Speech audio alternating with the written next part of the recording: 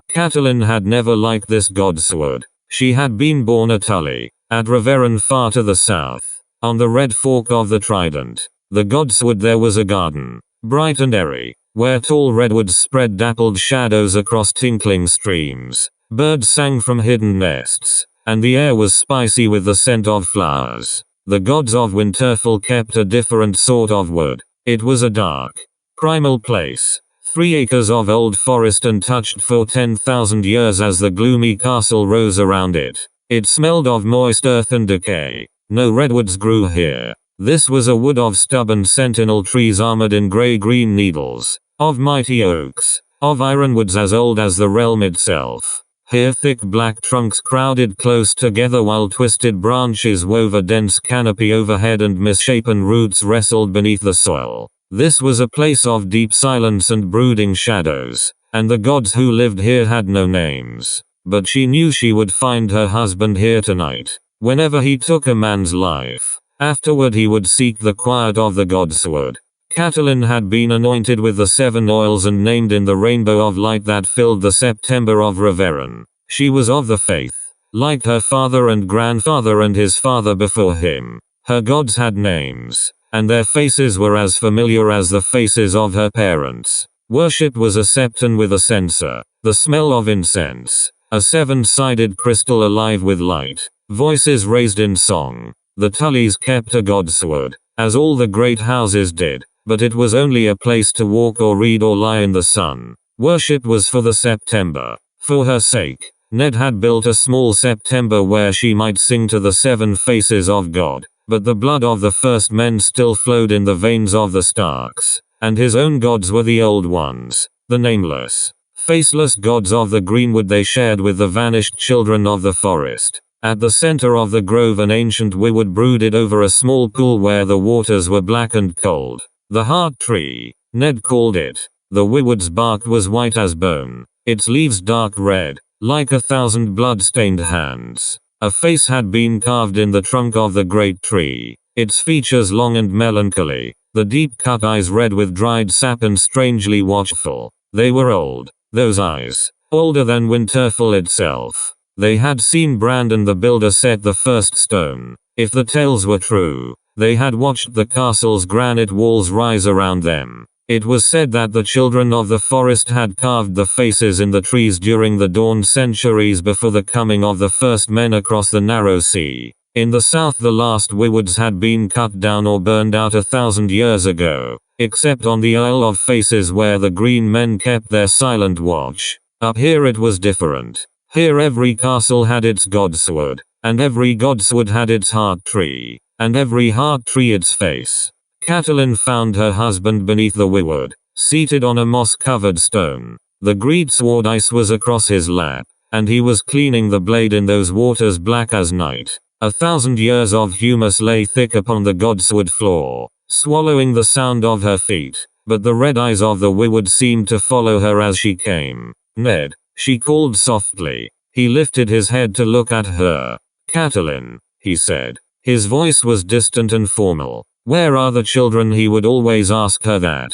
In the kitchen, arguing about names for the Wolf pups. She spread her cloak on the forest floor and sat beside the pool, her back to the weirwood. She could feel the eyes watching her, but she did her best to ignore them. Arya is already in love, and Sansa is charmed and gracious, but Rickon is not quite sure. Is he afraid? Ned asked. A little, she admitted. He is only 3. Ned frowned. He must learn to face his fears. He will not be 3 forever, and winter is coming. Yes, Catelyn agreed. The words gave her a chill, as they always did. The Stark words. Every noble house had its words. Family mottos, touchstones, prayers of sorts. They boasted of honor and glory, promised loyalty and truth, swore faith and courage. All but the Starks. Winter is coming, said the Stark words. Not for the first time. She reflected on what a strange people these Northerners were. The man died well, I'll give him that, Ned said. He had a swatch of oiled leather in one hand. He ran it lightly up the greatsword as he spoke, polishing the metal to a dark glow. I was glad for Bran's sake. You would have been proud of Bran. I am always proud of Bran. Catelyn replied, watching the sword as he stroked it. She could see the rippling deep within the steel, where the metal had been folded back on itself 100 times in the forging. Catelyn had no love for swords, but she could not deny that ice had its own beauty. It had been forged in Valyria, before the doom had come to the old freehold, when the ironsmiths had worked their metal with spells as well as hammers. 400 years old it was, and as sharp as the day it was forged. The name it bore was older still, a legacy from the Age of Heroes, when the Starks were kings in the north. He was the fourth this year, Ned said grimly. The poor man was half mad. Something had put a fear in him so deep that my words could not reach him. He sighed. Ben writes that the strength of the Night's Watch is down below 1,000. It's not only desertions. They are losing men on rangings as well. Is it the worldlings, she asked. Who else? Ned lifted eyes, looked down the cool steel length of it. And it will only grow worse. The day may come when I will have no choice but to call the banners and ride north to deal with this king beyond the wall for good and all. Beyond the wall, the thought made Catelyn shudder. Ned saw the dread on her face. Mance Rayder is nothing for us to fear. There are darker things beyond the wall. She glanced behind her at the heart tree, the pale bark and red eyes, watching, listening, thinking its long slow thoughts. His smile was gentle. You listen to too many of old Nan's stories. The others are as dead as the children of the forest, gone 8,000 years. Maester Luwin will tell you they never lived at all. No living man has ever seen one. Until this morning, no living man had ever seen a dire Yolf either. Catelyn reminded him I ought to know better than to argue with a Tully, he said with a rueful smile. He slid ice back into its sheath. You did not come here to tell me crib tales. I know how little you like this place. What is it? My lady? Catelyn took her husband's hand. There was grievous news today, my lord. I did not wish to trouble you until you had cleansed yourself. There was no way to soften the blow, so she told him straight. I am so sorry, my love. Jon Arryn is dead. His eyes found hers, and she could see how hard it took him, as she had known it would. In his youth, Ned had fostered at the Eyrie, and the childless Lord Arryn had become a second father to him and his fellow ward, Robert Baratheon. When the mad King Aerys II Targaryen had demanded their heads, the Lord of the Eyrie had raised his Moon and Falcon banners in revolt rather than give up those he had pledged to protect. And one day 15 years ago, this second father had become a brother as well, as he and Ned stood together in the September at Reveron to wed two sisters, the daughters of Lord Hoster Tully. Jon, he said, is this news certain? It was the king's seal, and the letter is in Robert's own hand. I saved it for you. He said. Lord Arryn was taken quickly. Even Maester Pycelle was helpless, but he brought the milk of the poppy, so Jon did not linger long in pain. That is some small mercy, I suppose, he said. She could see the grief on his face, but even then he thought first of her. Your sister, he said, and Jon's boy. What word of them? The message said only that they were well, and had returned to the Eyrie. Catelyn said, I wish they had gone to Reveron instead. The Eyrie is high and lonely, and it was ever her husband's place, not hers. Lord Jon's memory will haunt each stone. I know my sister. She needs the comfort of family and friends around her. Your uncle waits in the Vale, does he not? Jon named him Knight of the Gate. I'd heard.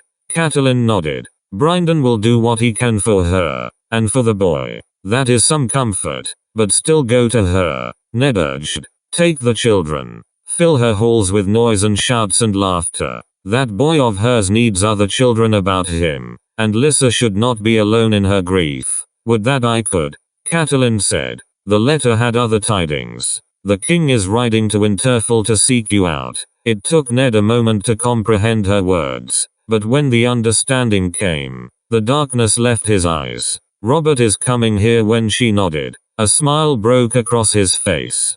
Catelyn wished she could share his joy, but she had heard the talk in the yards. A dire Yolf dead in the snow, a broken antler in its throat. Dread coiled within her like a snake, but she forced herself to smile at this man she loved, this man who put no faith in signs. I knew that would please you. she said. We should send word to your brother on the wall. Yes, of course, he agreed. Ben will want to be here. I shall tell Mr. Lewin to send his swiftest bird. Ned rose and pulled her to her feet. Damnation. How many years has it been? And he gives us no more notice than this? How many in his party? Did the message say I should think 100 knights, at the least, with all their retainers, and half again as many freeriders? Cersei and the children travel with them. Robert will keep an easy pace for their sakes, he said. It is just as well. That will give us more time to prepare. The Queen's brothers are also in the party,